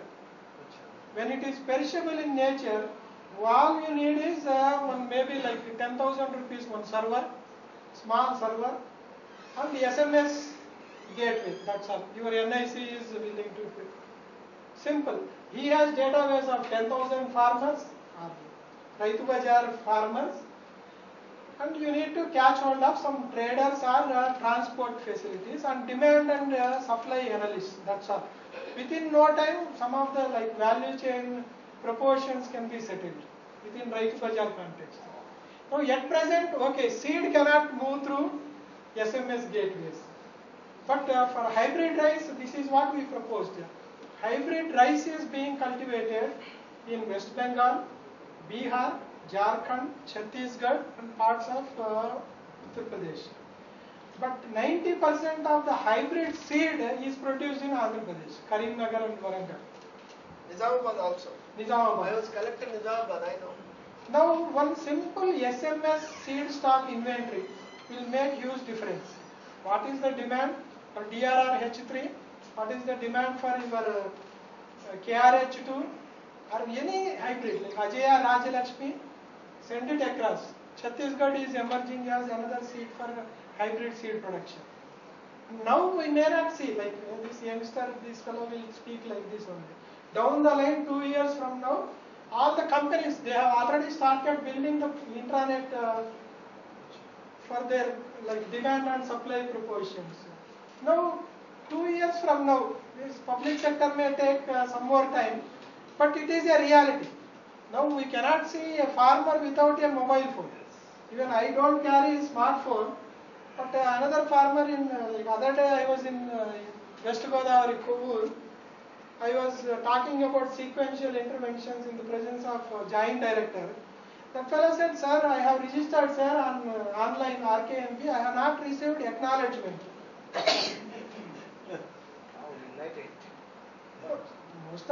We don't want to reach out to every farmer. Our proposition is 10% of rice farmers you reach, rest will be taken care by those farmers. And at least farmers are not as conservative as rice scientists who will try to hold the knowledge. No, at least no, the first thing is, first knowledge intervention is varietal selection. Take out varieties suitable for West Bengal, try to work out. Compare this with frontline demonstrations in which farmers feel which area it was performed. Second one is land preparation. If I talk to this with a rice scientist, they will say, what is this simplified things you are talking about? You talk about marker assisted selection and genetically modified organisms. It will not work. Land preparation is something which will affect every other operation of rice cultivation. It will affect your irrigation, it will affect your drainage, it will affect your weed growth, it will add to weed growth, it will affect your pesticide and fertilizer application. Ultimately, it will affect your productivity. Kindly ask those agencies to focus on land preparation. How to bring in simplified land preparation or land leveling techniques. The third one is good establishment. What is nursery management? How to do that? Simple. Fourth one is nutrient management. Sir, you know that in India, given a chance, you know better than me, sir, urea is something which is mostly abused. And my soil scientist, who is that online fertilizer recommendation system, says that at least for India, there is no dearth of phosphorus in our soils. Don't go for DSP, go for SSP. Why people recommend DSP means there are economic returns for the dealers. SSP is best suited. Simplified knowledge. And urea, why we go for urea means if you apply urea today, tomorrow you will see lush green. Farmers are happy. Okay? Which will attract, like you are happy and insects will also be happy. More urea you add, more will be the pest and disease incidence. Now simple 2 rupees technique we have adopted, we have developed, sir. 2 rupees technique. I forgot to bring, sorry. I will share that. That is known as leaf color chart. One chart will be there. Simple. I wanted to bring the samples to distribute. Just compare based on your variety, and if it is crossing certain points, then only you apply urea. That's all. And we have another alternative, 1.5 lakh rupees chlorophyll meter. We don't recommend. This is 2 rupees, sir. If you can take a printout effectively, the soft copy is available online. Otherwise, I will try to send. Fourth one is water management. Yesterday, sir was mentioning 5,000 liters of water is required for cultivating 1 kg of rice. 1 kilogram of rice. Now in Hyderabad, we purchase one tanker water for 200 rupees. Now you calculate. Today we may not be facing heat, but gone are the days where you can freely use water. So what kind of water management techniques you need to? If irrigation is not a problem, drainage may be another problem. These two are interlinked. System of rice intensification. SRI is something which is much talked about. Whether it is suitable or not. If it is suitable to few areas, it can reduce irrigation requirement by 50 to 60%. It will also reduce lot of other things. Next one is pest management. Simple, sir. We have diagnostic tool. We are releasing one mobile application. Take that to farmers. Or we will send the offline CD. Small 15,000 netbook is there, means you just insert that and take it to ask your agencies to do. Then and there you can diagnose. Harvest. Android-based application like CIPS, because each state is distributing lakhs of tablets to students. Correct. Each teacher has distributed 1 lakh tablets, Android-based. So this type of What's the Android-based cost of that? application What's the cost of that? Cost is 7,100 rupees. Of course, Akash is threatening to come, but it's not confirmed. It is already shipped, sir. No, but it's 2499. Huh? Today it is available at 2499 Yeah, but it's on traders.com. But there are some limitations, sir. There are obviously some limitations. No, 2499. but it will come. If not now, maybe in the next few months it will come. Mobile application is Android based. Android-based. Which I am talking about is simple offline CD also we want to provide. Wherever it is not there, we just showcase. We take it and compare. And harvest management is something like We are concerned. We are very much concerned. Sir knows better than me. If the harvest percent crosses 20%, what will happen? If it is below 14%, what will happen? If it is below 14, what is the problem? Above 20 means breakage will be more. Milling may be a problem if it is below 40. Simple. Now these 8 are known as like 8 checks. Now people used to recommend. When we used to think that farmers are illiterate, they don't have knowledge, we need not teach how to cultivate rice to the farmers. What we need to do is, we need to tell them what they don't know. They have knowledge, 80% knowledge, which is practical, more practical than me. But what is that missing 20%? That updates we need to give.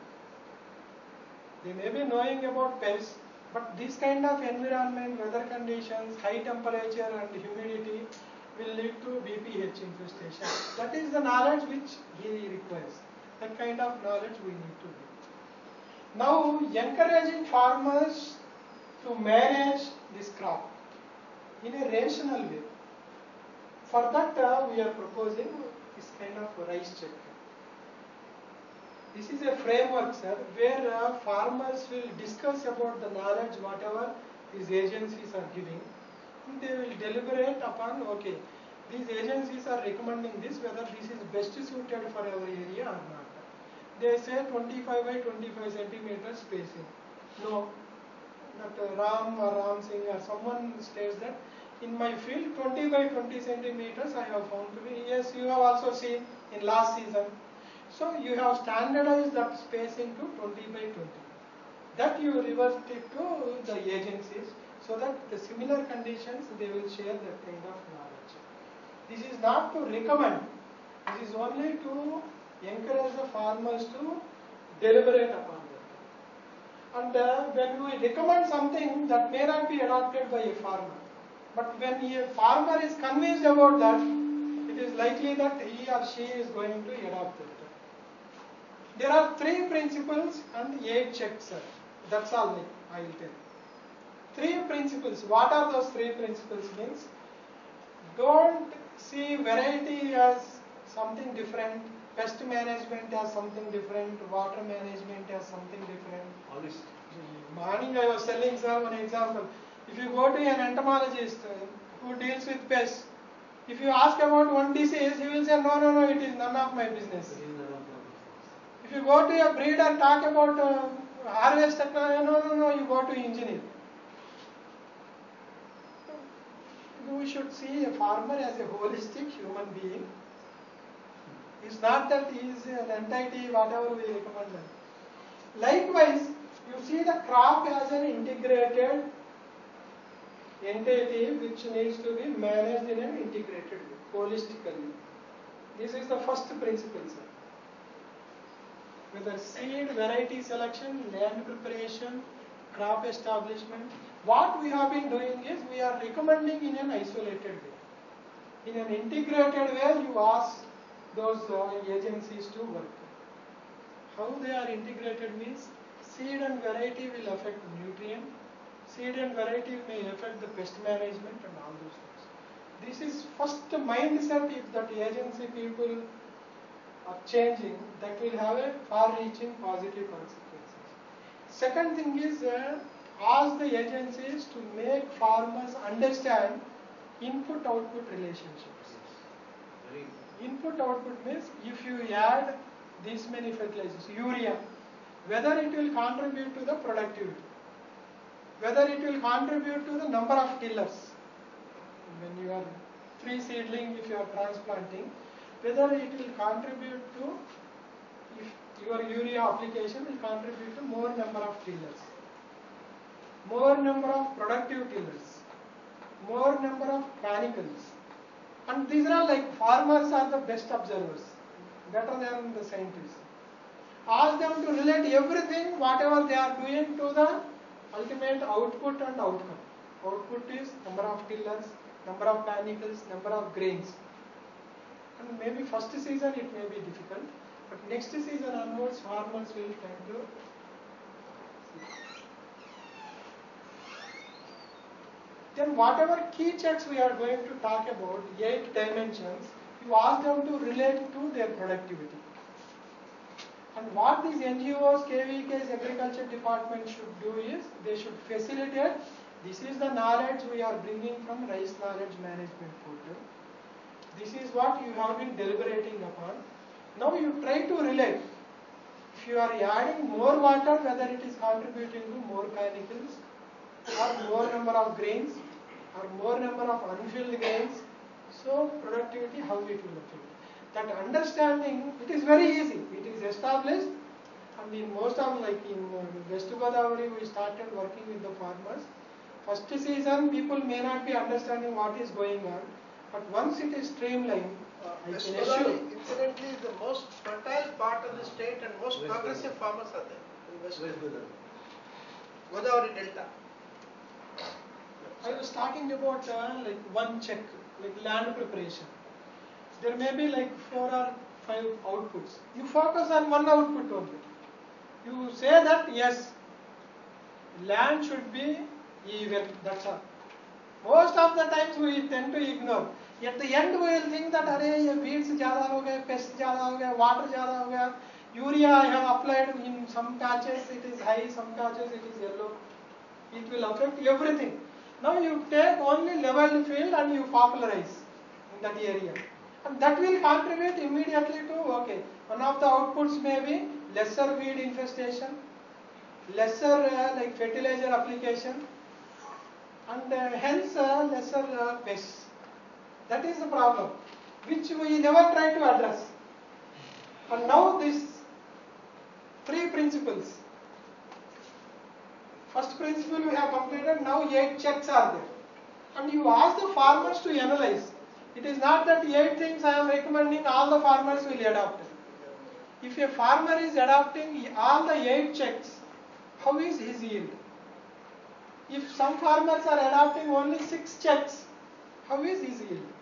Let them understand that. First season, second season, third season it will give Real impacts. It is not that I am a knowledgeable person, I will recommend. The paradigm shift should be there from teaching to learning. Make them learn. And now,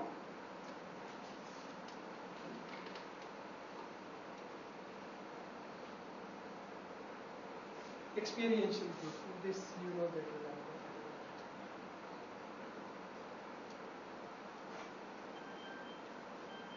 me. If those agencies are willing to take only one village, let them take 10, 15 farmers, let them analyze like this. 8 recommendations we are giving. There are farmers who have adopted all the 8 recommendations. There may be farmers who have adopted 5th and 6th only. Try to analyze. This part you need not statistics you need not do with the farmers.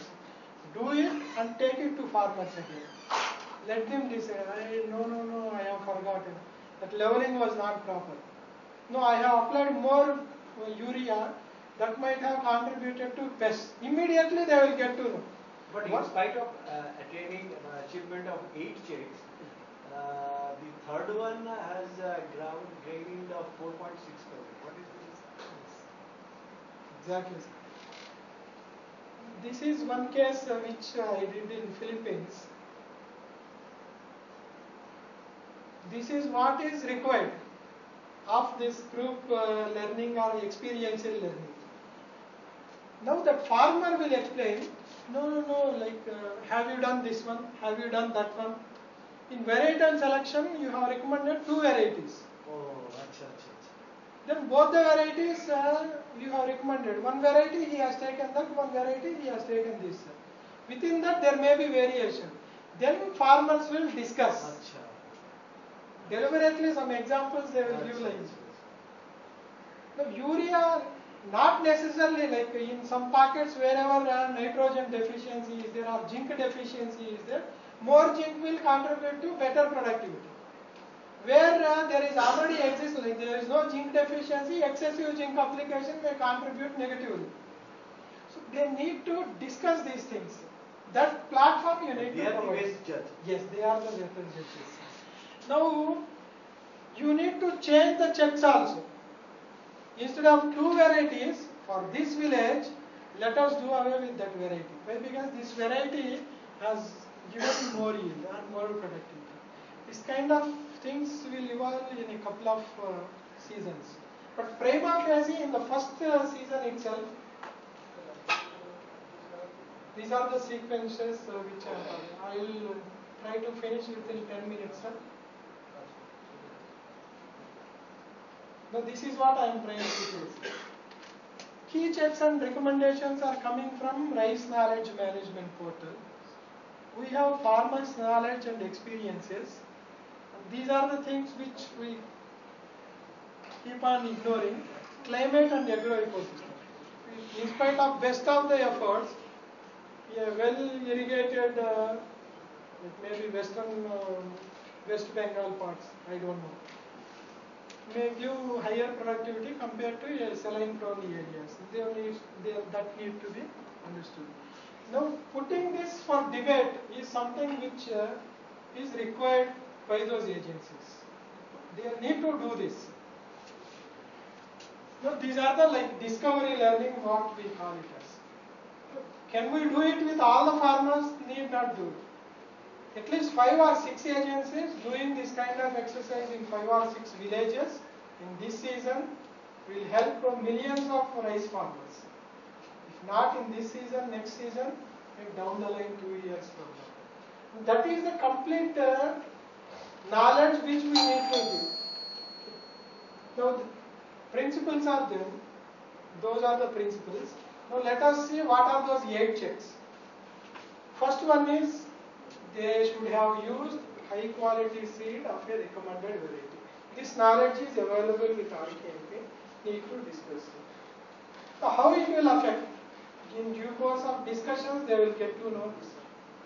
And people may be wondering, 10 to 15% of higher productivity is possible with most appropriate. If some farmers are already cultivating or adopting that variety, well and good. If not so, variety and seed quality test and seed treatment. Quality test, what is there? Like you add water, salt to water, and then you dump seed on that. Whatever chaffy grains are there, they will come up. You make use of it. And seed treatment is what? Carbondism or Bavistin is just 3 or 4 steps will be there. The first thing is, okay, use high quality seed with the recommended. Second one is the land leveling. I don't want to go into the details. Synchronous planting. How it will affect? It will affect efficiency of irrigation and less spread of pests. In eastern India, if you leave alleys, that itself will contribute to lesser incidence of doma. Doma means BPH, brown plant hopper. When brown plant hopper is not there, then it is likely that leaf folder or tumoro virus will not be there. These are all interlinked.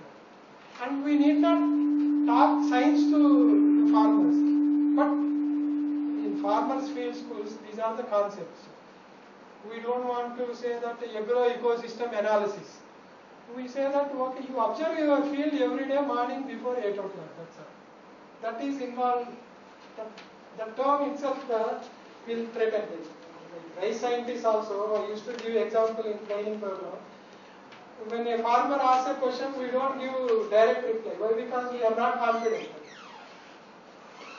Instead of saying festive, we say that no, it is honorificable unitations, which is used by Shakespeare sometimes.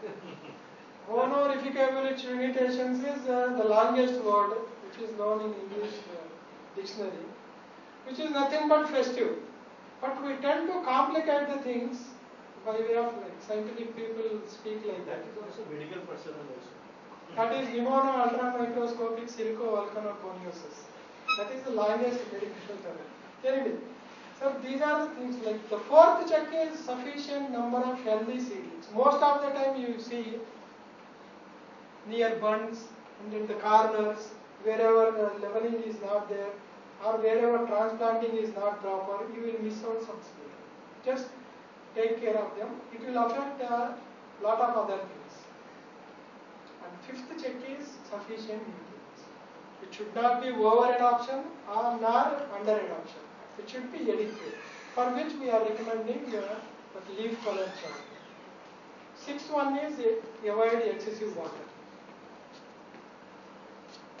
How it will affect, let them discuss. The seventh one is no significant. Most of the pests and diseases can be prevented with management practices. In rice knowledge management portal's diagnostic tool, we are not only giving the control measures for this season, if that is found to be stem borer, we are also giving recommendations for the next season, what to do, what not to do. It's not that one-time business. Next time you take care of this. Eighth one is cut and thresh the crop properly. These 8, sir, and huge knowledge is available on RKMP. You ask those agencies to customize and not to work on 14,000 pages, but on these 8 simplified steps, and we can assure that most of the farmers, rice farmers, small and marginal farmers particularly, will get benefit out of this. And we can make our own analysis. That's it. Now, being officers at state level, if you can really insist a couple of or 5 or 6 agencies to go for this kind of, they can always write to us. We will give whatever is required out of whatever little experience we have, but it is worth the training. And it has been proven to be successful in many countries. And now in West Godavari districts also we started doing. And the ERI India work plan also, we wanted to try this in 10 major rice growing states of the country. And with this, we are hopeful that simple knowledge interventions will also contribute to the productivity gains at farm level. This we cannot do alone and you cannot do alone. This should be done in a partnership mode and with willingness from a lot of key stakeholders. Thank you very much. Yeah, just one or two points. One, whether this also has some elements related to intercropping of rice. Normally, sir, like when it comes to maize and that kind of crops, in rice you will see cropping systems. Intercropping we don't encourage. Why? Because that kind of stagnated water is not encouraged. Having said that, we have like lot of other agro techniques. Let us suppose in case of sir inland salinity, we have one sir inland saline patches for user. We have one complete package which I have shared with you, sir. What you can do is you can either go for daincha or like one small green manure crop. You plant it 30 days or 40 days ahead of transplanting of rice.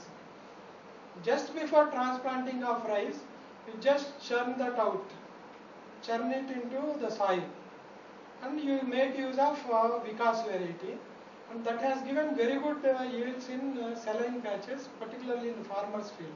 I have given those details also. Means this kind of it is not perfect intercropping. Intercropping means you should get income from both the crops. Yes, But simultaneous. in case of West Bengal, as I was mentioning, rice fish culture is coming up in a big It's way. very popular. Rice fish based farming system, poultry and duck.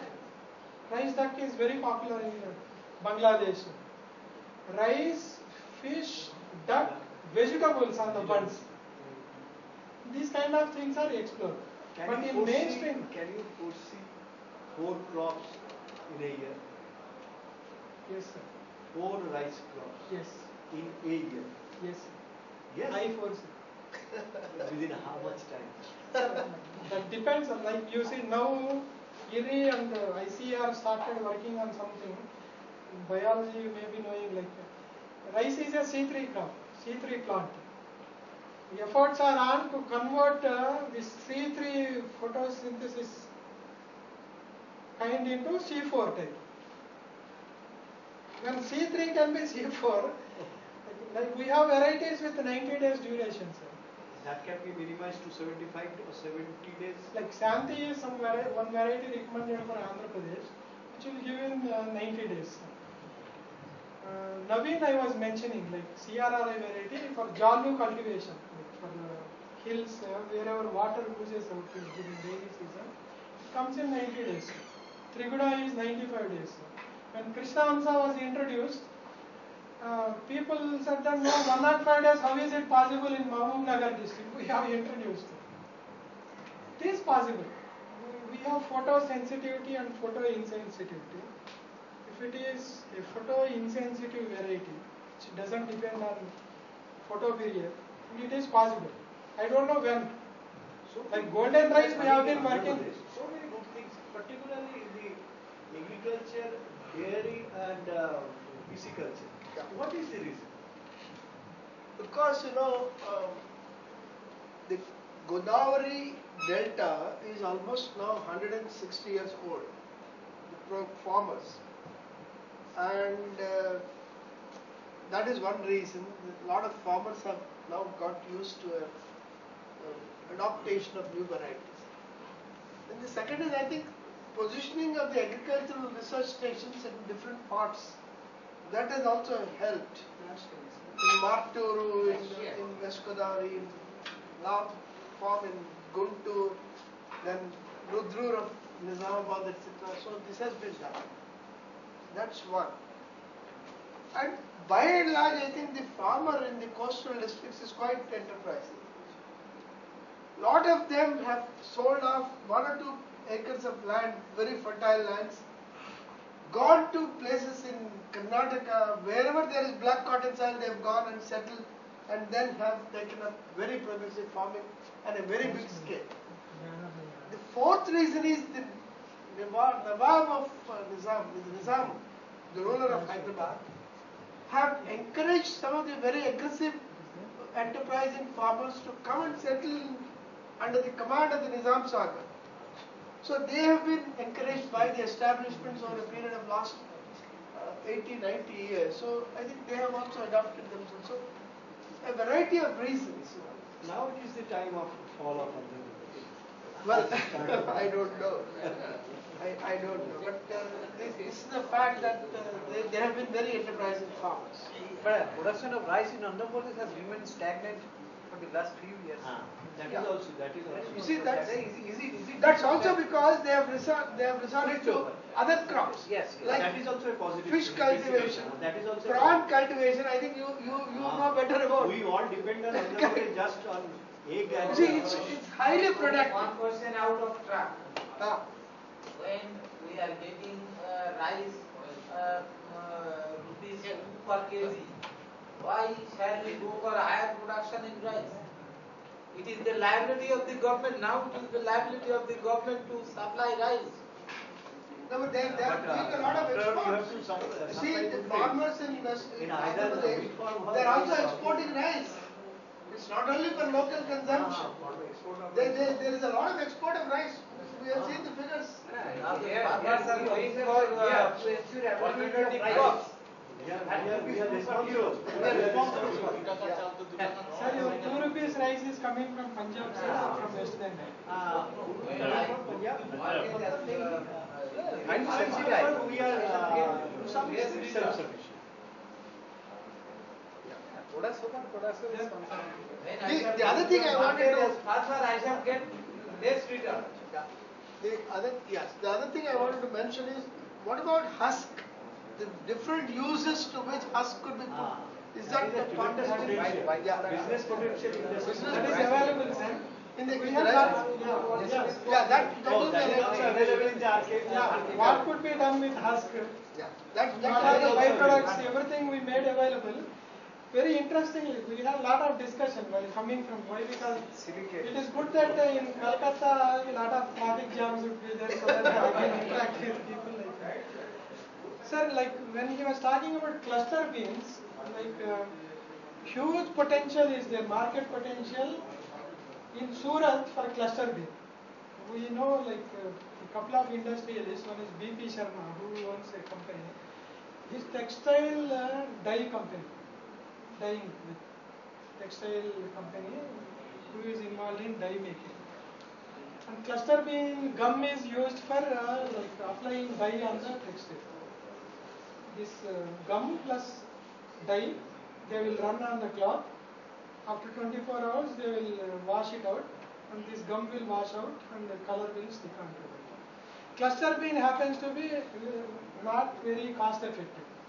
Then they are in search of sticky rice. Now sticky rice, like our breeders have been focusing on non-sticky rice. Like one reason why hybrid rice was not successfully adopted in southern India is sticky nature. We don't want sticky rice. We want rice grainy. Then all of a sudden there is a demand. But whether like we have encouraged the sticky rice cultivation in recent times, no. He says there is 5,000 metric tons requirement for dye industry as well as sticky rice. Then we said West Bengal, wherever hybrid rice is cultivated, you take this kind of produce from them. Like KRH2 initial, like first generation hybrids, DRRH1, DRRH2, KRH2, all these hybrids will give sticky rice. Only for parboil purpose it is consumed here, but for parboiling. Otherwise in southern India consumers don't prefer that. But this kind of responding to industry is recent phenomenon, and researchers started thinking about that. Yesterday sir was mentioning about amylose company. And amylose and hence diabetes, and rice contributes, whether it contributes to diabetes But you have or not uttered a single word which we are very much interested, that is anti-diabetic rice. Now He just mentioned it, but he is to clarify it, and he is to give the exact now figure where it is your grown. Swarna, among the cultivated rice, Swarna releases amylose slowly, glucose slowly. So it is not for curative purposes. If you are diabetic, if if you are eating one Fitzgerald is there, one scientist from Erie. She has analyzed 16 varieties which are largely cultivated in India. She came out with a ranking. Swarna ranks first. That's all. Similar is the case with golden rice also. Now for last 10-15 years we have been talking about golden rice. It is yet to see the light. The extension workers are using. Why are you spending lot of money? Don't quote me, sir. Why are you spending lot of money on producing golden rice and popularizing? You cultivate a carrot and promote carrot consumption. But since rice is a staple food, it is expected that it will go to poorest of the poor, and vitamin A deficiency can be addressed. There are many ways of. The other thing is, in the seed production, the role played by women is of significant contribution. I have seen in Nizamabad, most of the men folk, they go and drink in the bars. It's a woman who produces the seeds, and she is able to make substantial contribution in a district like Nizamabad. I don't know about other districts. I was collector in Nizamabad, so I know. So it's a women folk who are very, very aggressively pursuing the seed production in a district like Nizamabad, and it was really at the top. A block like Ardmore in Ankapur, 30 years back, that village had 40 or 50 cars. A village in a normal agricultural area.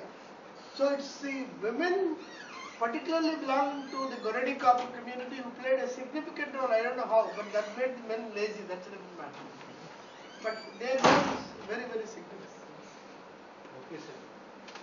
Thank you very much, sir. You'll be happy, you'll be delighted to know that most of us, by profession, is not associated with agriculture.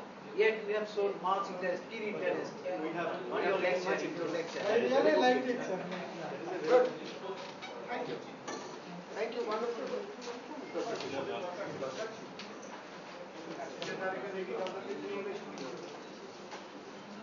अच्छा ये